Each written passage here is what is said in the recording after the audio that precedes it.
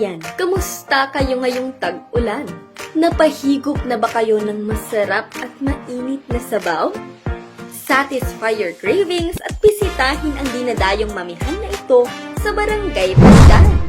I think yung difference nung mamihan dito sa Buknotan compared sa Manila is mas feel ko yung lasa ng pagkain dito, knowing na lasang authentic, na mafe-feel mo na locals talaga yung gumawa. Ginawa siya with heart. Masarap po. The best po yung pares po nila.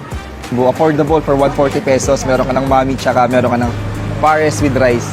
Ang negosyong ito, pag-aari ng 37 taong gulang na si Kuya Hanley mula Barangay Kabarsikan. Ako po si Hanley Gusar, owner ng mamihan ni Kuya Hanley. Dati po ako kasing private employee. Pero nung pagtanto ko na hindi sapat yung kinikita ko, sinubukan ko ding magnegosyo. Tandang-tanda ko po, ang pagbubukas ng night market is May 19, 2017. Diyan po unang naipatikim ko yung aking paninda. Laking pasasalamat po sa inyo, Mayor, Vice Mayor, sa lahat po ng bumubuo ng LGU. Maraming salamat po. Kasi kung wala po ang night market, hindi po siguro nabuo ang aking pangarap. Kakaiba yung lasa ng aking paninda. Kasi sa akin, talaga natural na baka yung ginagamit ko dyan. Talagang fresh. Hindi po ako gumagamit ng mga frozen. Ako siguro, yung talagang binalik-balikan nila. At saka isa pa sa aking pagluluto, talagang sinasamahan ko rin ng pagmamahal.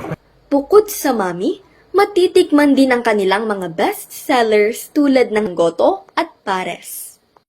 Talaga namang patok na patok dahil sa isang araw, umaabot sa 300 hanggang 500 na order ang natitinda ni Kuya Hanley. Bago ulanin ng blessings, di rin nakataka si Sir Hanley na malunod sa kalungkutan noong kasagsagan ng pandemya. Parang nawalan ako ng ganang magnegosyo noon kasi pinasara yung lahat ng mga pwesto. Pero hindi siya nawalan ng pag-asa at buong tapang na hinarap ang pagsubok na ito. So nung medyo lumuwag-luwag na, napapag-isipan kong magtinda ulit dito sa mga gilid-gilid ng mga kalsada. Naglakas ng loob akong magpatayo na ng aking pwesto. Kaya ito po ang aking pwesto. Nagbukas po kami dito sa Barangay Pandan, Buknotan. Nagbunga naman ang lahat at naging tuloy-tuloy na rin ang pagpatak ng blessings sa kanyang buhay at negosyo. Malaking pinagbago, hindi lang yung malaki talaga yung pinagbago yung buhay ko, buhay namin sa pamilya. Dati, isang lang yung motor ko. Ngayon, mayroon na rin akong 4 wheels. Mayroon na akong pwesto sa Balawan. Tapos, Luna. Kung gaano kainit yung paninda namin, like mami, goto, arroz caldo, beef pares, ganun din kainit ang aming pagmamahalan. At ang alam ko, yun yung sikreto ng aming paglago sa aming negosyo. Bukod sa kanyang mga suki, tag-ulan man o kahit anong panahon, ang walang sawang suporta at pagmamahal ng kanyang mga mahal sa buhay ang nasa likod ng tagumpay ng mamihan ni Kuya Hanley. Welcome sa mamihan ni Kuya Hanley. Umay kayo, tara manan tayo.